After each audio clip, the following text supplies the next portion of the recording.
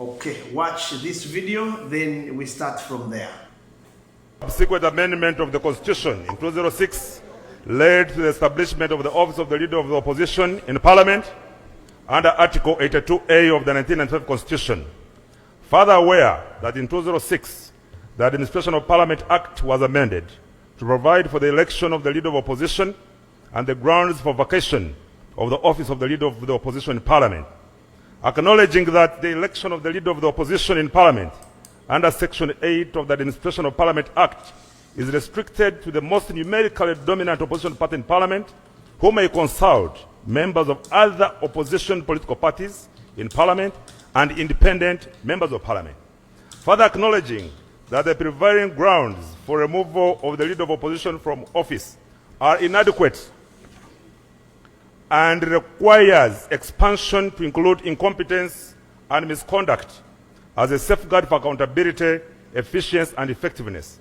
Noting that reforming the manner of election of the Leader of Opposition in Parliament may, by requiring the involvement of all opposition political parties in Parliament, will bolster inter-party cooperation and dialogue, national cohesion, and the growth of political pluralism in fulfillment of the democratic principles enshrined in the national objectives and directive principles of state policy as detailed in the 1995 Constitution, noting that expanding the grounds of vacation of office of the Leader of Opposition in Parliament to include incompetence and misconduct will hedge the performance and behavior of the duty bearer against abuse, appreciating that the proposed amendments to the Administration of Parliament Act will necessitate a corresponding amendment to the rules of procedure with regard to the procedure for election of the Leader of Opposition in Parliament and vacation of office of the Leader of Opposition in Parliament.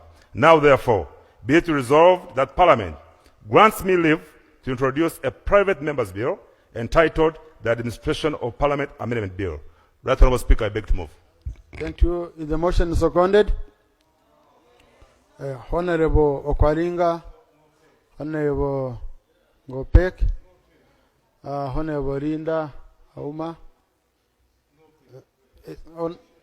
Honorable Ngopek. So, Honorable Namara, would you want to justify your motion?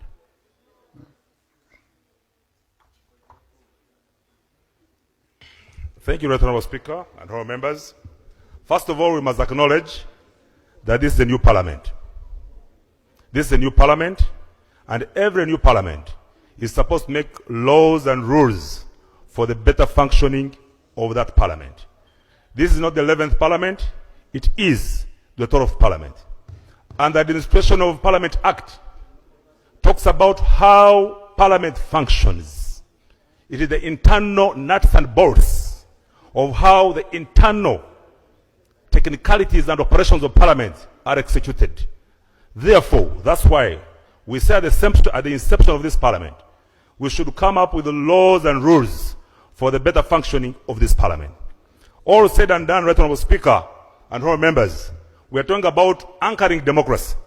Democracy cannot only be on the side of the national resistance movement. Democracy should be on two sides. If you are seeking, those people, the maxim of equity says those who seek equity must come with clean hands. So when you come and say government should be accountable, even on your side, you should be accountable. Right Honourable Speaker, the bill is to amend the Administration of Parliament Act to provide for the election of the Leader of Opposition by members of the opposition in Parliament from amongst themselves. That's one. Number two, to provide additional grounds upon which the Leader of the Opposition may cease to hold office for purposes of accountability. If every person, every minister of the government of Uganda can be censured because they draw money from the consolidated fund, how come there are no checks and balances on the side of the Leader of Opposition who draws money from the consolidated fund? Number three, to require the shadow cabinet to be approved by all members of the opposition, not only one political. Okay, having watched that video, that is Honorable Namara Dennis, Member of Parliament representing Buyaga West. and seeking to move a bill that seeks to amend the Administration of Parliament Act, and this seeks to change the rules that are used to select the leader of opposition, which we talked about a few weeks ago, and this was sparked by General Muhoozi Kainerugaba. We all thought maybe this was a joke or a mere puff or talk, like how General Muhoozi keeps, putting his tweets on his Twitter handle or X handle. But where things have reached, this looks to be no more a joke, but the things look to be real. Today, Honorable Namara presented this bill before Parliament, and the Speaker of Parliament, who is the Right Honorable Thomas Tayebwa, has also called for members of Parliament who were ready also to second the bill, and indeed they did so. They seconded the bill. So anytime from now, we are going to see it going down. So we don't know whether they will succeed, because probably it's the first reading, and then there are more and more rounds that are supposed to come before we really go for calling it a bill. So remember, this is just an introduction of the bill, a draft.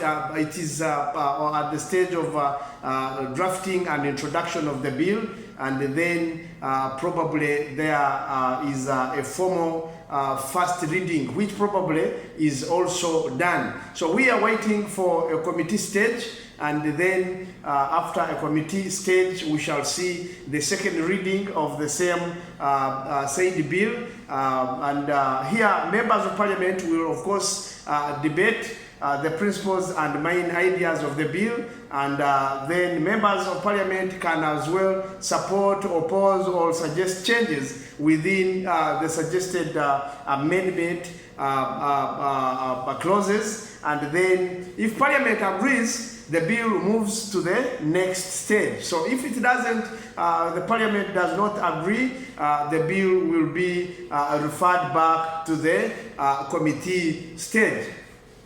Therefore, after, in case it passes the second reading, members of Parliament debate it and it passes that stage, then the Committee of the Whole House, Parliament shall examine the bill clause by clause. So all the clauses that shall be put in as being amended shall be examined by Parliament, clause by clause. They see where there is a problem, they can advise accordingly, and so on and so forth. So then there is a third reading of this bill. That is after it has passed the second reading, and then it goes to the Committee of the Whole House. Then it is discussed and examined. Then we go to the third reading. Now, here at the third reading, Parliament considers the final version of the bill. So we are talking about this bill that has been introduced by Honorable Dennis Namara, Member of Parliament representing Buyaga West. We are trying to examine and see whether this bill has a room to succeed. Now, after third reading, Parliament considers it as final version of the bill. Then members of Parliament will vote whether it will pass or not. Then here, if approved, it is sent to the President of the Republic of Uganda, President for assenting. We call it presidential assent. The President will assent on it, and therefore it will become a recommended bill. Then after, it will be brought back to Parliament for publication. So as it is today, the journey has already been started. As you have seen in the video clip I have put in this very video, Honorable Namara Dennis was introducing this bill in Parliament of Uganda. And of course, remember, the mover of this bill is a member of NRM, and NRM is the majority in this parliament. So I don't know how opposition members will really battle this out. But let's pray, as it is democratically, he who has the majority always takes it. So let's wait and see. Maybe opposition might have really mobilized support from independent, from other parties, and probably as well from NRM. So let's wait and see when the bill comes before Parliament. This time round, it might not be withdrawn as the first was withdrawn by Honorable Loom, who was by Honorable Richard Loom, who was intending also to table this bill. But I think he got a hot seat and decided to withdraw the bill. So we don't know how this will succeed, but General Muhoozi, it seems, is determined now to start fulfilling or implementing whatever he says. It's no longer a joke like how he has been doing it in the past.